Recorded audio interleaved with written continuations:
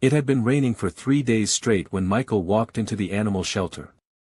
The smell of damp fur and disinfectant hit him like a wave. He wasn't looking for a dog, he barely had the strength to take care of himself.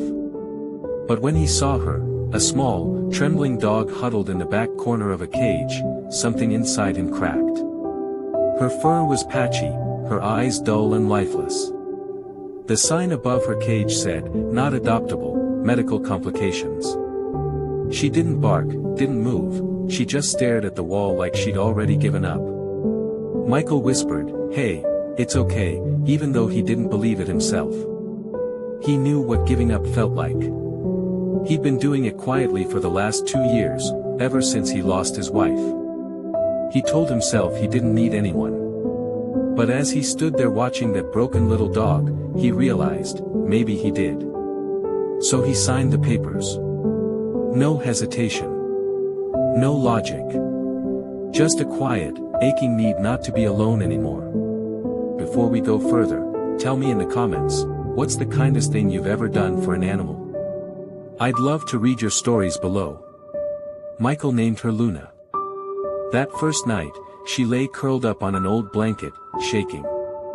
He could hear her labored breathing from across the room. He wanted to help her, but fear held him still. He'd failed to save the person he loved most. What if he failed again? Every spoonful of food she refused made him question his decision. Every whimper in the night felt like a reminder of how powerless he was to stop things from dying. But somehow, he kept trying.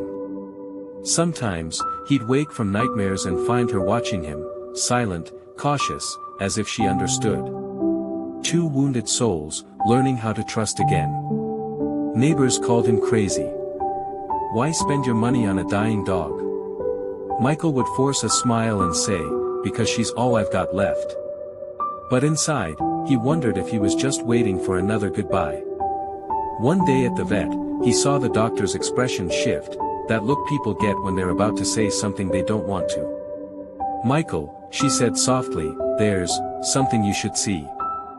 On the X-ray, a dark shape appeared near Luna's ribs.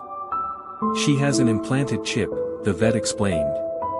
"But it's not local. It's from overseas."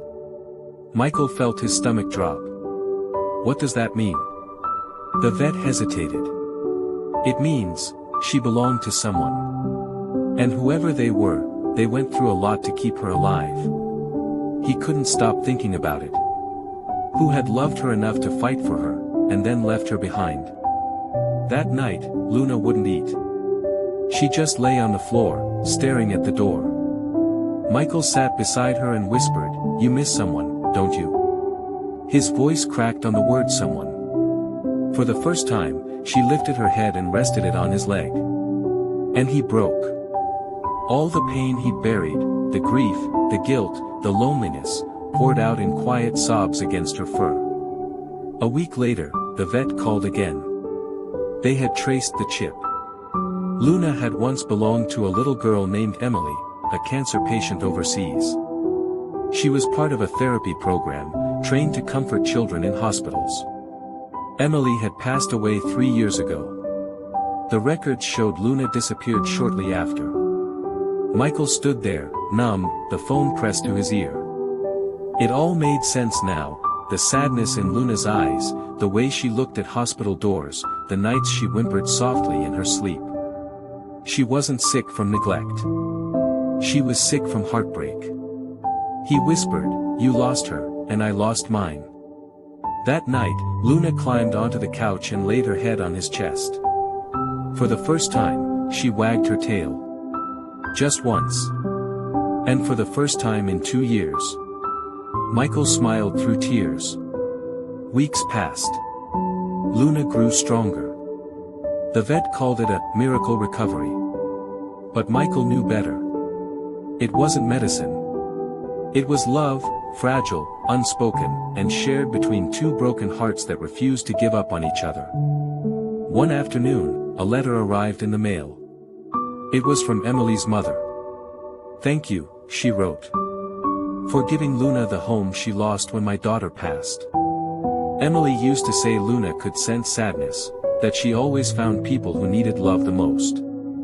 I think she found you for a reason. Michael sat on the porch, letter trembling in his hand, Luna's head resting on his knee. He looked at her and whispered, "Maybe we were meant to save each other." She looked up at him with those same sad, knowing eyes, and wagged her tail again. Sometimes, the souls we save are the ones who end up saving us. Love doesn't always arrive the way we expect, sometimes it comes limping, scarred, afraid.